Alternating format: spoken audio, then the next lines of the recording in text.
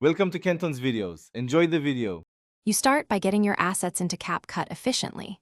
Import your photos via New Project, then immediately reorder them to match the story you want. Once done, set the project aspect ratio and resolution so your edits fit the final output. That prevents rework later.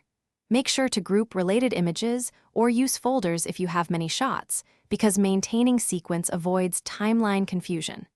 Now that photos are organized, you're ready to apply batch adjustments and visual effects without losing track of the narrative. Next, you refine each photo's look and motion. Start with exposure, contrast, and saturation. Use autocorrect, then dial backward for subtlety, because harsh corrections read as amateur.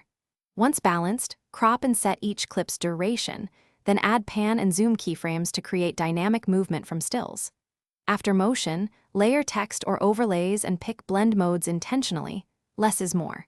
Make sure to preview at full speed so pacing feels natural, and adjust any timing mismatches before moving to export readiness. To finish, choose the right export settings for your destination. 264 with an appropriate bitrate ensures quality without huge files. You should export a short test clip first and watch for color shifts, softness, or frame drops. Once satisfied, render the full video.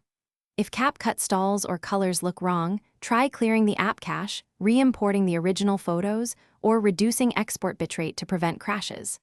Finally, make small iterative fixes rather than large re-edits, so you preserve what already works well. Thanks for watching. Consider subscribing if we helped you.